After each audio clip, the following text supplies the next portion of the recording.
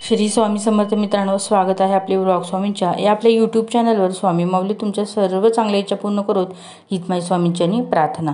मित्रांनो, आजच्या व्हिडिओमध्ये आपण पाहणार आहोत अमावस्येला प्रवेशद्वारावर कोहळा कसा बांधावा, कोहळ्याचे पूजन कसे करावे, कोहळ्याचे काय फायदे होतात हेच या व्हिडिओमध्ये आपण जाणून घेणार आहोत। तर वेळ न वाया घालवता व्हिडिओला सुरुवात करते। अनेक लोक घरापुढे किंवा दुकानापुढे कोहळा बांधतात। कोहळा एक फळ आहे। प्राचीन काळी या फळाचा वापर यज्ञामध्ये आहुती देण्यासाठी केला जायचा अशी मान्यता आहे की हा कोहळा सर्व प्रकारची निगेटिव्ह एनर्जी शोषून घेतो।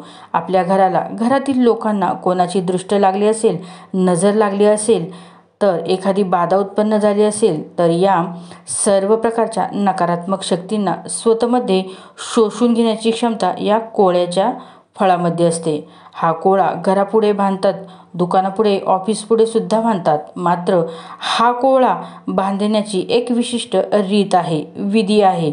जर त्या विधीचे पालन केले नाही तर मात्र या कोहळ्याचा कोणताही लाभ प्राप्त होत नाही।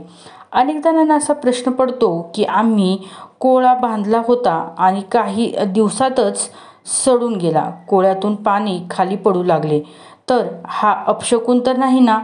तर त्याबद्दलची माहिती आज आपण जाणून घेणार आहोत। कोहळा खरेदी करताना लक्षात ठेवायची पहिली गोष्ट ती म्हणजे कोहळा देठ असणारा असावा। कोहळा आणल्यानंतर तो आपण स्वच्छ धुवायचा आणि आपल्या देवघरासमोर पाटावरती एखादे वस्त्र अंथरून त्यावरती हा कोहळा ठेवायचा आणि त्याच्या एका बाजूला ओम आणि दुसऱ्या बाजूला स्वस्तिक आपण काढायचे आहे। ओम काढण्यासाठी अष्टगंध वापरा आणि स्वस्तिक काढण्यासाठी कुंकुवाचा वापर करा। त्यानंतर देठापासून ते अगदी खाली बुडापर्यंत काजळाच्या मदतीने काळी रेघ सुद्धा ओढायची आहे।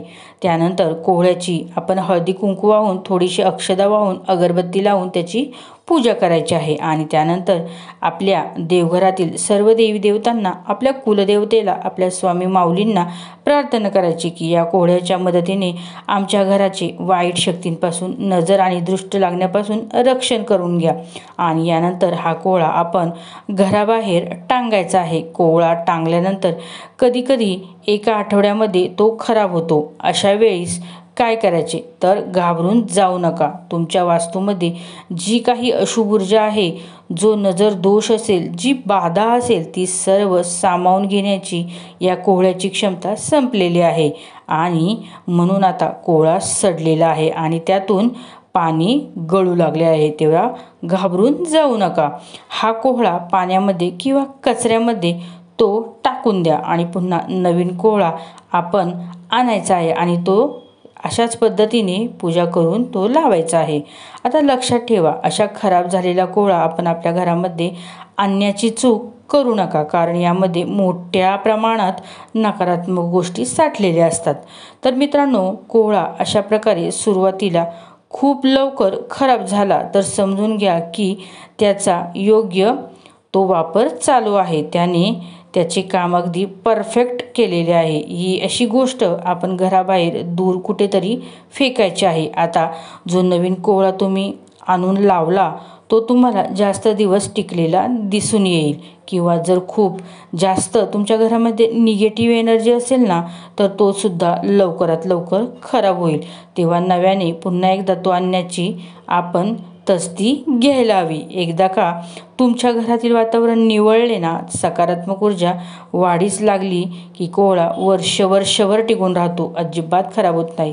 अगदी त्यापेक्षाही जास्त काळ सुद्धा कोहळा हा शक्यतो टिकतोच। मित्रांनो, कोहळा शक्यतो शनिवारच्या दिवशी लावण्याची आपल्याकडे पद्धत आहे। शनिवारी कोहळा लावायचा, त्याची पूजा करायची आणि ती सुद्धा सूर्यास्त झाल्यानंतर। हे सुद्धा लक्षात ठेवा, जर कोहळा खराब झाला तर नवीन कोहळा जो लावायचा आहे तो सुद्धा शनिवारच्या दिवशीच लावायचा आहे। तसेच मित्रांनो, कोहळा लावताना एक छोटीशी गोष्ट लक्षात ठेवा, तो नेहमी घराच्या किंवा व्यवसायाच्या बाहेर लावायचा आहे। येणाऱ्या जाणाऱ्या लोकांची नजर त्या कोहळ्यावर पडायलाच हवी। तसेच मित्रांनो, अशा प्रकारे तो लावायचा आहे आणि बाहेरून आपल्या घरात येणारी व्यक्ती त्या कोहळ्याच्या खालून आली पाहिजेत अशा ठिकाणी त्याची जागा आपण निश्चित करायची आहे. कारण बाहेरून जी व्यक्ती घरात येत असते, जर तिच्या मनामध्ये काही काळबेर असेल, काही अविद्या जर ती व्यक्ती आपल्यासोबत करणार असेल, काही बाधा करणार असेल, नजर लावणार असेल आपल्याला, तर त्या सर्वांना घरामध्ये प्रवेश करण्यापूर्वीच शोषून घेण्याचे काम हा तुमचा कोहळा करत असतो. तुम्हाला माहिती आहे का की कोहळा कधी लावावा? जर तुमच्या घरातील लोकांची सातत्याने चिडचिड होत असेल, तुमच्या घरामधील लोक जो व्यवसाय करतात त्या व्यवसायामध्ये अडचणी येत असतील, प्रगती होतच नाही, जर ही सर्व बाहेरची बाधा किंवा नजरदोष असू शकतो, अशावेळी आपण हा कोहळ्याचा उपयोग नक्की करू शकता.